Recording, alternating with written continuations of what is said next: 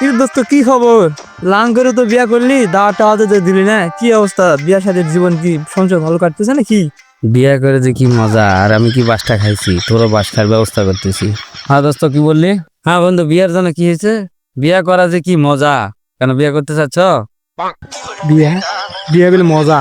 তাহলে না দোস্ত, যখন এই সময় বিয়ারা তাহলে কয়ে দি বিয়া মজা দোস্ত তাহলে। হ্যাঁ দোস্ত, বিয়া খুব মজা, খাওন আর খাওন বিয়ার মধ্যে। ঠিক আছে, এই যে সুনাম বিয়ে করছে, কত শান্তি।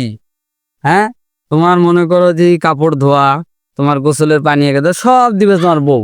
শ্বশুর বাড়ি যাবা, কি সেবা যত্ন, হা! আমি তো ভুলতেই পারি না আমার শ্বশুর বাড়ির সেবা যত্ন। সকালবেলার দিকে তোমার মনে করো ঘুম থেকে ওঠার পরে 1 কাপ কফি, হ্যাঁ, তারপর দিবে তোমাকে 2টা পরোটা, সিদ্ধ ডিম, আর অন্যান্য জিনিস থাকবে। কি দোস্ত কি বলিস এগুলা? তুই যেভাবে বললি আমার প্রাণটা তো ভরে গেল। তাহলে তুই কি শালি আছে আসলে? আছে আছে। তাহলে ওই মালটা আমার সেটিং করে দে, তাহলে আমি বিয়েটা করি তাড়াতাড়ি। বিয়া করে যে বাঁশটা খাইছু, তুই আরো শোনা বাঁশটা দিবা চাচ্ছি, সেই বাঁশটা মুই হবা দিন না। বিয়া করা মজা আরে, সকালবেলা কাপড় কাছে নাই, দুপুরবেলা ভাত আনতে নাই, আবার রাতের কথা তো মুই থুই। বিয়া করলো বাস, তাহলে কি দোস্ত কি মুখ বাস দেয়? দোস্ত কি দোস্ত, ভালো করে কো, তুই শ্বশুর বাড়ি কি করে বিয়া করে বাস খাইতে? ভালো করে কো, শ্বশুর বাড়ি কি করে, তুই কি খেলাই? ভালো করে কো। দোস্ত তারা মনে সত্য কথাটা বলেই দেই। সত্যি কথা দোস্ত, মুলার তরকারি ভাত দেয়।